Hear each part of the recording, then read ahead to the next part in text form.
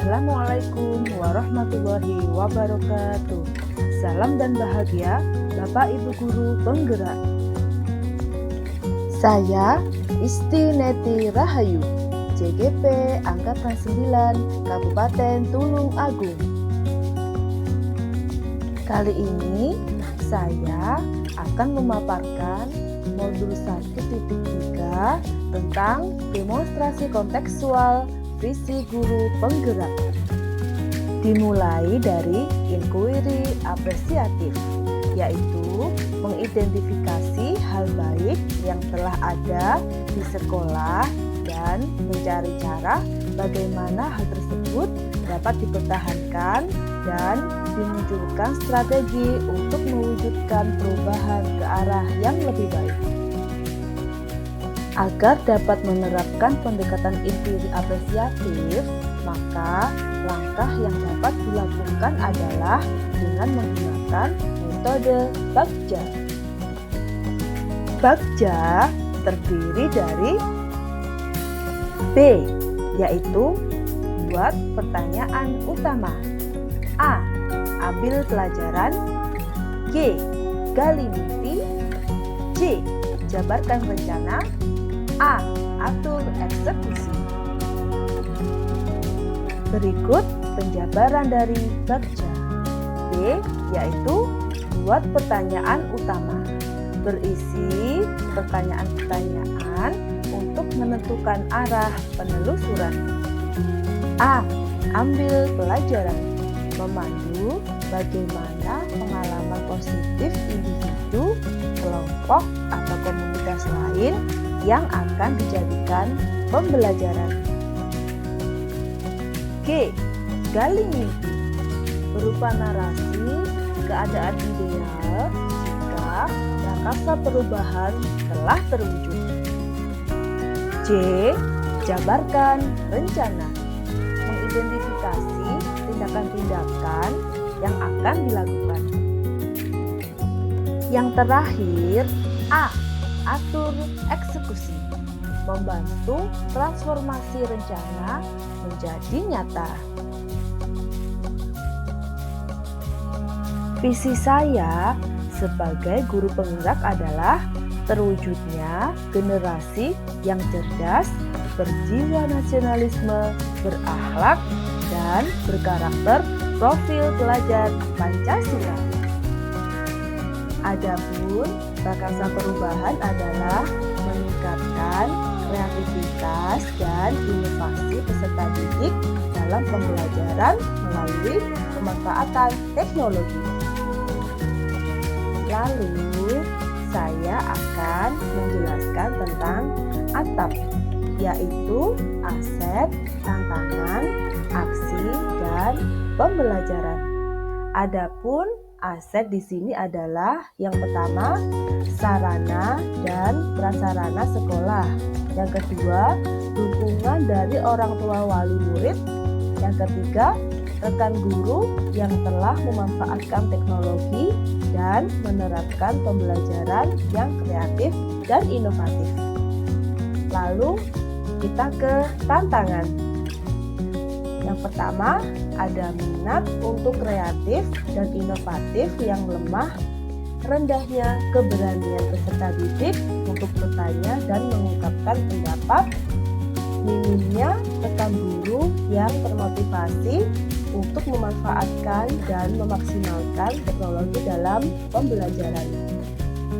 Yang ketiga, ada aksi, yaitu memberikan kesempatan kepada peserta didik untuk membuat proyek, menyusun skenario pembelajaran, mengadakan pelatihan, pemanfaatan teknologi dalam pembelajaran bagi rekan guru.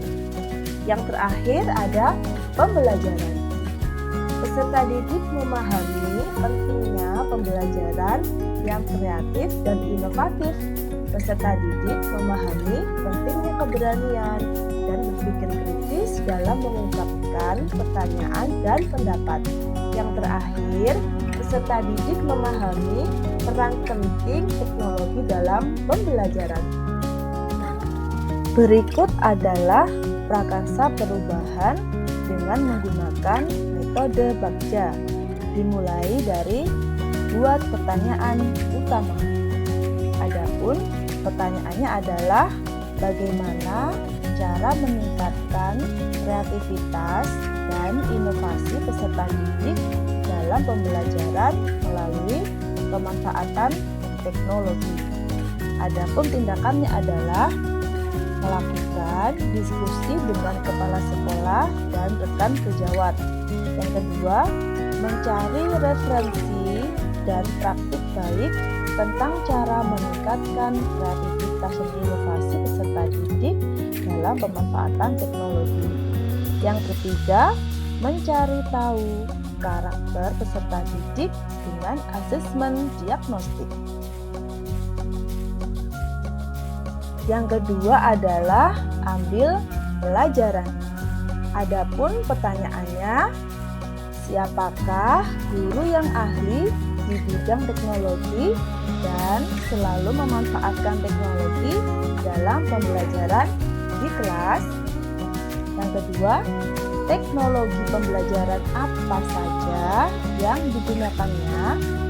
Yang ketiga, bagaimana memilih media atau teknologi pembelajaran yang tepat agar dapat meningkatkan kreativitas dan inovasi peserta didik. Nah, untuk tindakannya adalah mencari referensi tentang tokoh guru yang ahli di bidang teknologi. Yang kedua, mencari referensi berupa media atau teknologi pembelajaran yang sesuai dengan peningkatan kreativitas dan inovasi peserta didik.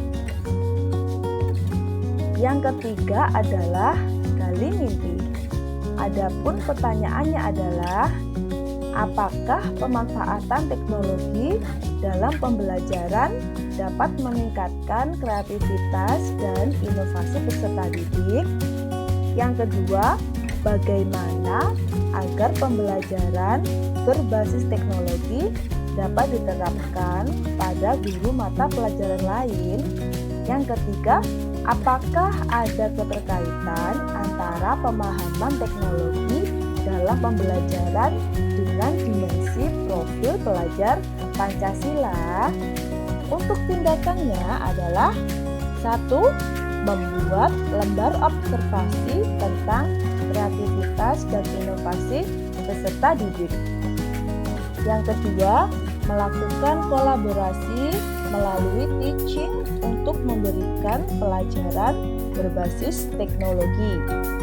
Yang terakhir, mencari referensi tentang dimensi profil pelajar Pancasila dan berkonsultasi dengan orang yang berkompeten dengan hal tersebut. Yang keempat adalah jabarkan rencana. Untuk pertanyaannya adalah, apa langkah-langkah untuk memulai pembiasaan memanfaatkan teknologi dalam pembelajaran? Apakah media yang digunakan dalam pembelajaran berbasis teknologi? Lalu, bagaimana usaha menjaga keberlanjutan pemanfaatan teknologi agar terus dapat dilakukan dalam pembelajaran di kelas? Nah, untuk tindakannya adalah yang pertama, membuat perangkat pembelajaran LKPD dan instrumen penilaian yang tepat. Yang kedua, mencari media pembelajaran berbasis teknologi yang tepat sesuai karakteristik peserta didik dan materi pembelajaran. Terakhir, memberi reward pada peserta didik yang memiliki kreativitas dan inovasi yang tinggi dalam pembelajaran. Yang kelima atau yang terakhir adalah atur eksekusi. Adapun pertanyaannya adalah, siapa yang bertanggung jawab memonitor agar jalannya kegiatan pemanfaatan teknologi dalam pembelajaran dapat berjalan dengan baik dan konsisten? Untuk tindakannya adalah membuat jadwal kegiatan pembelajaran menggunakan teknologi yang bervariasi untuk tiap minggunya. Demikian rancangan tindakan perubahan berdasarkan tahapan kerja yang saya buat. Semoga dapat membawa perubahan ke arah yang lebih baik dengan berpihak pada murid. Demikian tadi pemaparan dari saya untuk modul 1.3 tentang visi guru penggerak. Terima kasih. Wassalamualaikum warahmatullahi wabarakatuh.